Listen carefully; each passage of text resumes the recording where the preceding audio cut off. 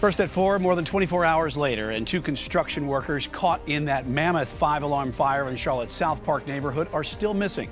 New pictures show the intensity of that fire that burned for hours. Good Friday afternoon to you. I'm Brian Blakely. Let's take you out there live to the scene right now on Liberty Road Drive off Fairview. And right now, crews are still working on hot spots. And you can see now all that damage that is left behind by that fire. It's still not clear how it started. Several other businesses in the area are closed today because of all the smoke and water damage they've received. Queen City News is covering every news of this story, from the latest on the investigation to those directly impacted. And we want to start with Queen City News anchor Robin Kennedy. Robin, there's no official word on the 2 workers who are unaccounted for, but you did speak to their families today. Right. I spoke to one of the families, Brian, and DeMonte Sherrill's dad says his son had just started this line of work. In fact, he says Sherrill's supervisor picked him out at a job site and asked him to come on the job.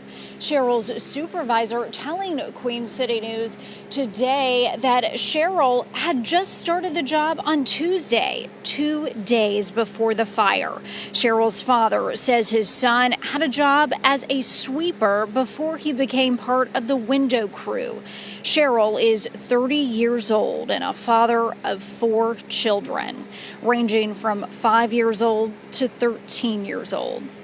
The manager of the 2 men tells Queen City News that he is having trouble reaching the family of this man you see right here, Reuben Holmes.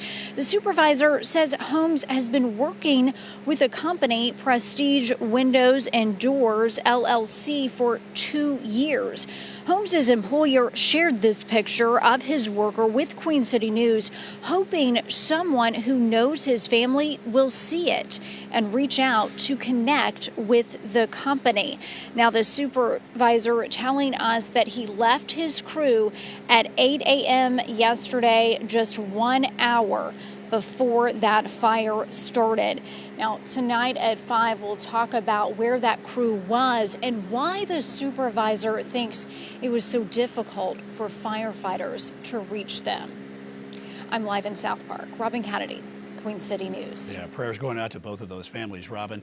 And it has been a full day since we've heard any word from fire officials about this catastrophic event. Queen City News reporter Will Lewis live at the Government Center in Uptown right now, where a news conference is expected to happen within the hour. Will? Yeah, that's right, Brian. The city sending out a notice about an hour ago, and we've just learned that the chief of the Charlotte Fire Department and the chief of police will be here at this press conference. Let's go ahead and show you some live drone video of that scene right now. You know, much of the day, Charlotte firefighters, as you said, were working on hot spots and looking for the 2 missing construction workers that were reported last night. Now, the 5-alarm blaze brought close to 100 firefighters to the scene, and smoke was seen from miles around. Now, we did ask for an update on the investigation before the notice of this press conference from Charlotte Fire, and they said there was no update and that the crews continue to work diligently at the scene. But now that has all changed. So in an hour, we will get an update from Charlotte Fire and CMPD. And of course, we will bring that to you live right here on Queen City News, starting within the next hour. For now, reporting live at the Charlotte Mecklenburg Government Center, Will Lewis, Queen City News.